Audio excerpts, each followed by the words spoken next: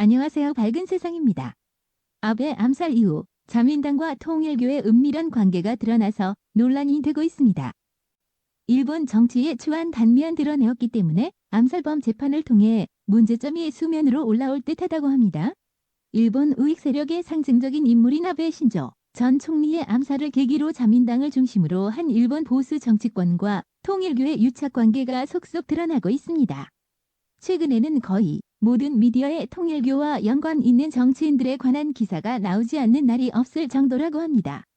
급기야 7월 31일에는 자민당 총재인 기시다 후미오 총리가 침묵을 깨고 통일교와 관련이 있는 의원들이 나서 정중하게 설명하는 것이 중요하다고 언급하기에 이르렀습니다. 일본의 정부와 정치권, 매스컴은 아베 암살 사건 발생 때만 해도 우익 정치 세력과 통일교의 은밀한 관계를 노출시키지 않으려고 했습니다. 범인이 수사를 받으면서 사건의 배경에 통일교가 있다고 진술했는데도 불구하고 특정 종교단체라는 용어로 통일교의 이름을 덮으려고 했다는 것입니다. 그러나 힘있는 사람들이 말하고 주류 미디어들이 추수하면 진실도 덮어질 수 있는 시대는 일본에서도 끝났습니다. 이번에도 경찰이 특정 종교단체라고 설명하고 주류 미디어들이 이를 그대로 따랐으나 이런 시도는 2에서 3일을 버티지 못했다고 합니다. 특히 60년대 말부터 통일교와 깊은 관련을 맺어온 자민당은 당초 철저한 함구령을 내려 통일교가 표면에 나오는 것을 적극적으로 피하려고 했습니다. 하지만 자민당의 통제력이 미치지 않는 주간지와 인터넷 매체 등에서 통일교라는 이름이 흘러나오면서 정치권도 미디어도 더 이상 통일교라는 이름을 은폐할 수 없게 됐습니다. 공식적으로는 통일교의 옛날 이름인 세계평화통일가정연합이 기자회견을 통해 범인의 어머니가 통일교 회원이었다는 것을 밝힌 7월 11일을 기점으로 거의 모든 미디어가 특정 종교단체에서 옛 통일교로 표현을 바꾸어 쓰기 시작했습니다. 그리고 이 하루가 멀다 하고 정치인과 통일교의 유착관계 보도를 쏟아내고 있습니다. 통일교는 1954년 재림예수를 자처한 문선명이 세운 교회로 반공을 고리로 세계 우파 정치인과 깊은 인연을 맺으며 교세를 키워왔습니다. 일본에서는 1964년 종교법인으로 인가를 받아 본격적인 포교를 시작했는데요. 일본에서 좌파 학생들의 투쟁이 맹렬했던 1968년에는 이들에 대항하기 위한 조직으로 일본 우익에 검을 들인 기시 노부스케, 고타마 요시오, 사사카와 르이치와 손을 잡고 국제신공연합을 조직했습니다. 이것이 일본 우익과 통일교의 본격적인 첫 접점입니다. 그러나 1989년 베를린 장벽이 붕괴하고 냉전이 해체되면서 점차 반공을 매개로 한 유대는 약해졌습니다. 1980년대 이후에는 정치와 관련한 일보다 이른바 영감상법이라고 불리는 물건 판매와 대규모 합동 결혼식이 사회 문제가 되면서 통일교가 큰 주목을 받았습니다. 영감상법은 영계에서 고통받는 조상을 구원하려면 물건을 구입해야 한다며 도장과 항아리, 묵주 등의 물건을 고가로 파는 상법을 말한다. 전국영감상법 대책 변호사 연락회에 따르면 통일교는 최근 30년만 따져도 34,537건의 1,237억엔의 영감상법 피해를 일으켰다고 합니다. 시마즈노 스스모 전 일본 종교협회 회장은 7월 31일 아사히신문과 인터뷰에서 2010년 들어 자민당 공명당 연립정권이 안정기에 접어들면서 통일교와 적극적인 상호 이용 관계가 회복됐다고 분석했습니다. 정치인은 통일교에서 조직과 자금을 지원받는 대신 통일교는 정치인의 지원을 지렛대로 교세 확장에 나서는 상호 거래가 활발해졌다는 것이라고 합니다. 특히 통일교는 선거대, 열성 신도를 보수적인 가치를 공유하는 우익 정치인을 선거운동원으로 파견해 적극 지원하는 일도 마다하지 않습니다. 선거제도가 극히 적은 표로 당락이 갈리는 소선구제로 바뀌면서 조직 동원력이 있는 종교단체는 정치적인 활용 가치가 더욱 커졌습니다. 이런 면에서 아베 암살 사건은 역설적이게도 사이비 종교와 정치의 거래라는 일본 정치의 음습하고 추한 단면을 드러내는 촉발제가 되고 있는 것입니다.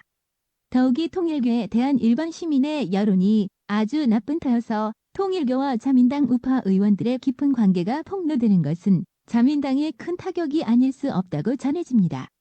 이 때문에 자민당도 애초 통일교와 관련해 함구령을 내렸을 것입니다.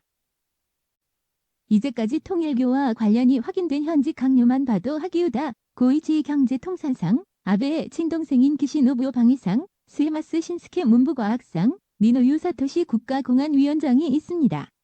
또 전직 강요와 의원 중에서도 아베파를 비롯해 두 자릿수 이상 의원의 이름이 나오고 있습니다. 일본 유신에도 13명 총 의원 수 62명이 연루됐다고 자체 조사를 발표하는 등 국민민주당, 입헌민주당 야당 의원들의 이름도 거론되지만 워낙 자민당 의원들이 압도적으로 많은 수를 차지하고 있어 물타기도 쉽지 않은 상황이라고 할 수 있습니다.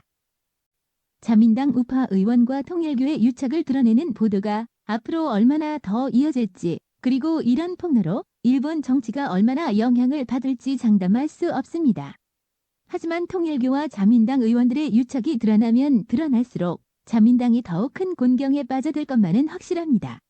기시 총리가 자민당 차원의 대응을 언급하지 않고 관련 있는 의원들의 개별적인 설명이 중요하다고 언급한 것은 이 문제가 당 차원으로 파급하는 것을 막기 위한 꼬리 자르기의 고육지책이라고 할 수 있다고 전문가들은 분석하고 있습니다.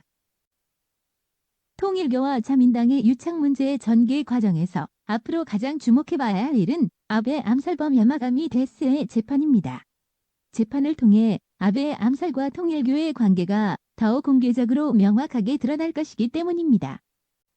이와 관련해 일본의 비판적인 철학자인 우치다 다스루는 자민당과 정권 쪽에서는 아예 암살범을 정신질환자로 몰아 재판에 나오지 못하게 할 것이라고 전망했습니다. 그는 7월 25일 일본의 룬디라는 잡지와 인터뷰에서 정부와 자민당은 범인이 깊은 정신병을 알아 망상적으로 범행을 한 것이므로 통일교와 자민당을 연결하는 것은 사건과 전혀 무관하다는 스토리를 만들어 그를 정신병원에 수감시켜 미디어 앞에 2번 다시 나오지 못하도록 할 것이라고 생각한다라고 말했습니다. 그는 어쨌든 재판에 넘기지 않고 유치장이나 병원에서 자살이라는 스토리가 그쪽에게 가장 바람직한 전개가 되겠지만 나 같은 사람이 이런 시나리오를 간파하고 떠들고 있으니까 그러기는 힘들 것이라고도 했습니다.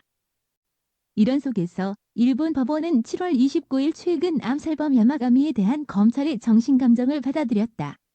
이로써 야마가미는 오사카 구치소로 옮겨져 11월 29일까지 4개월간 정신감정을 받게 됐습니다. 물론 이 기간 동안 언론에 노출되는 일도 없습니다. 바야흐로 일본 정치는 아베 암살을 계기로 아베 찬양 세력 대 아베 비판 세력, 통일교의 유착 폭로 세력 대 유착 감추기 세력의 힘겨루기 국면에 들어섰다고 할 수 있습니다. 이 싸움에서 누가 승기를 잡느냐에 따라 일본 정치의 행방도 크게 달라질 것입니다. 이에 대한 누리꾼들의 반응은 다음과 같습니다.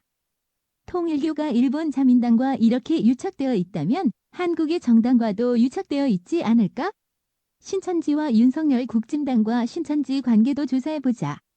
국힘과 자민당의 연결고리가 신천지였던 거네. 너와 나의 연결고리 신천지. 러면 말이야기가 딱딱 맞아 떨어지네. 우리나라도 신천지 통일교. 뭐라 할 말이 없네 쩝. 여러분들의 생각은 어떠하신가요? 댓글로 남겨주세요. 오늘도 시청해주셔서 감사합니다. 밝은 세상이었습니다.